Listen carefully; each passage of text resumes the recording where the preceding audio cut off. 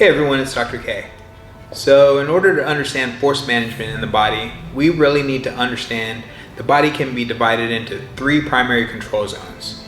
So the connection between each control zone is fundamental for force management, and each zone has to be capable of moving independently from one another.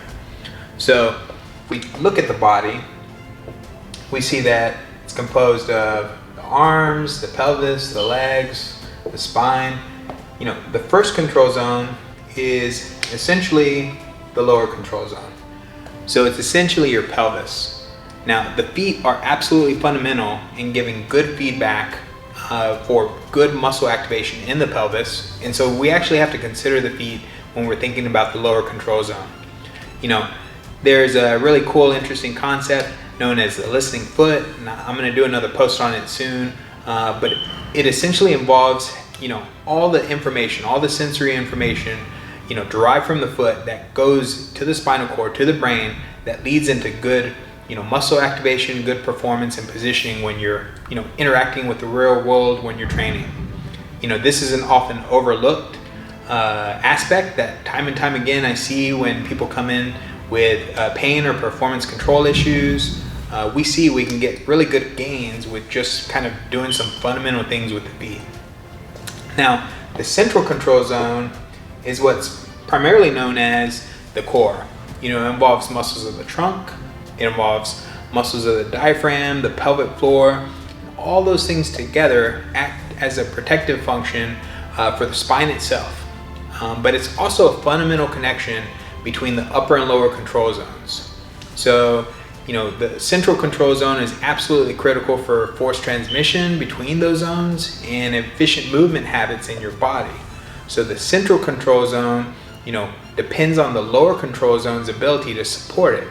So if the lower control zone is tilted, forwards or backwards, maybe it's tilted sideways and you're off balance, it really affects, how the central control zone is trying to adapt and remain vertical. Wants to remain vertical for best performance. So, it can only be positioned where the pelvis kind of places it, and the lower control zone really needs to be looked at and thought about if you're having performance issues with the central control zone. So if you're trying to protect your spine, decrease stress on your low back and prevent low back pain, you really need to think about addressing lower control zone as well. Most people's training with the core involves isolated core training exercises instead of integrating it with lower control zone activities. And that's really what you need to do to achieve maximum function. Now, the last zone that we're going to talk about is the upper control zone. And the upper control zone is basically the chest and the shoulders. So its position is influenced from everything below it that helps support it. And really what we see is shoulder position problems often come from, things from the lower control zone that affect force transmission issues, or maybe a central control zone issue doing the same. So functionally, the shoulders depend on the quality of support from everything beneath them. Now, really this is just a quick breakdown of the three kind of functional control zones in your body. What I really want you to do is start kind of thinking about how your own body, moves and behaves and interacts in those three zones, and take a self-assessment of whether or not it's moving fluidly, if it's restricted, or how it might change under, high demands like exercise in the gym or, interacting with the real world. It's a lot to take in, but I really want you to do a self-check.